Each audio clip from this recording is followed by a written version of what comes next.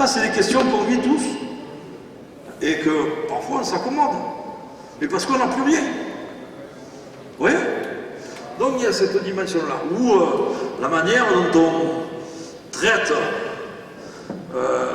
les camarades cheminots, et là aussi on donne des aspects astronomiques sur ce que va développer le gouvernement et la direction de la SNCF. Mais regardons bien aussi, c'est que là aussi on est en train de tirer vers le bas la question des trains, des TGV, etc., etc. On peut toujours dire on va refaire les trains de nuit. Hein. Et quand il n'y a plus de voie, on fait comment? Vous voyez? Voilà. Donc, ça, ce que je traduis là, vous l'avez traduit aussi à votre manière par rapport à différentes revendications. Et c'est ce qui amène, moi je crois qu'on a fait, quand je dis l'UCR a fait des progrès dans sa réflexion. Mais cette dimension-là que je développe, elle a permis de créer des croisements. Alors il faut encore le développer. Des croisements, non pas des oppositions entre UFR et UCR. Ouais. Et je pense qu'il faut pousser plus loin ce travail en commun. Cette notion, prenons-là la notion de aide et entraide. Mais pas aide et entraide par rapport à la structure. Mais par contre par rapport aux besoins de tel ou tel salarié qui travaille dans telle entreprise ou qui a été dans telle municipalité, où aujourd'hui il se retrouve, etc. Donc on voit bien que partant de la revendication, on crée les liens, je pense, naturels à ce que sur la question revendicative, on puisse travailler ensemble avec des éléments particuliers. Le privé, là, la retraite complémentaire.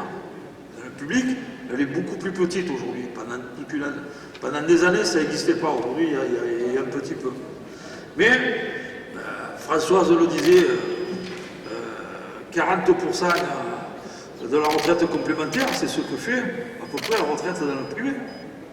Globalement, il y a des endroits où c'est 50%. Vous voyez? Alors, on peut se poser la question pourquoi c'est comme ça. Mais parce qu'il y a eu toute une période dans le privé, certains camarades le savent. Moi, admettons, j'étais au chantier naval de la Ciotat, on s'est battu pour cotiser à 8%. Ouais. Donc on peut toujours dire, tiens, la retraite complémentaire, mais on s'est battu pour cotiser.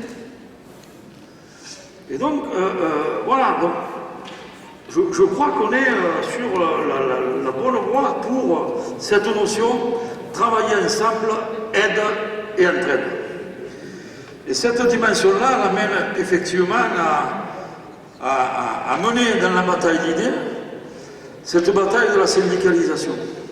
Cette bataille de la syndicalisation à partir d'un contexte. Le contexte du Tour de France. Et là aussi, Alain l'a dit, on a commencé à travailler un certain nombre d'éléments, etc. Et aujourd'hui, il faut aller un peu plus loin.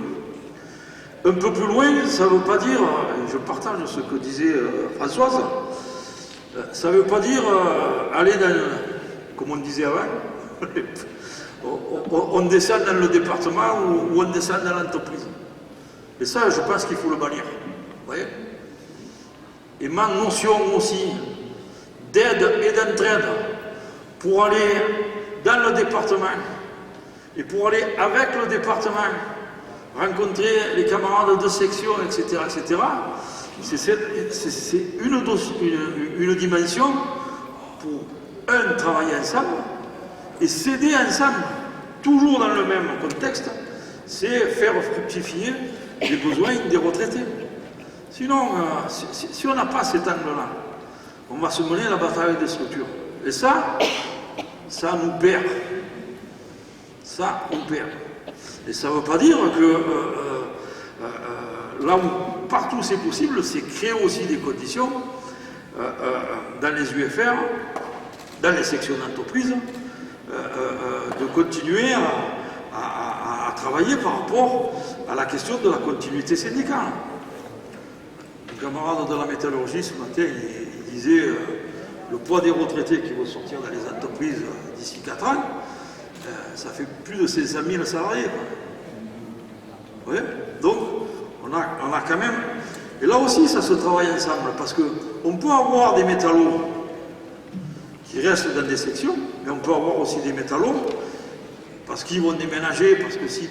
D'avoir un suivi pour, effectivement, essayer de les récupérer dans les collectifs départementaux, dans les UCR, ou dans des sections, etc.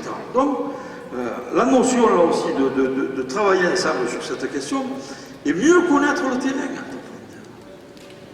Mieux connaître. On peut toujours avoir une vision du bureau national. On peut toujours avoir une vision. Mais plonger dans l'aide et l'entraide pour mieux connaître le terrain, ça fait partie de la dimension qu'on débattra dans nos congrès. Je pense que c'est des moments importants. Donc on le voit, bataille d'idées, action revendicative, syndicalisation, besoin de rencontre, de travailler ensemble. Moi il me semble que c'est tout le sens de l'appel national. Non pas de l'appel de l'UCR, c'est l'appel du comité général. C'est un petit peu différent. Vous voyez? Là, c'est tous ensemble qu'on est ici. Tous ensemble à partir de la dimension que vous avez apportée les uns et les autres sur différents sujets. On a pris un pôle important qui est la construction de la bataille sur la question des pensions, avec des exemples très clairs. Les pensions où on a des difficultés à vivre. Et ça montre que ça existe. Moi, je me félicite qu'on se dise des vérités. Le fait de se dire des vérités, ça nous permet de mieux ajuster la revendication. Et parfois de mieux comprendre les situations.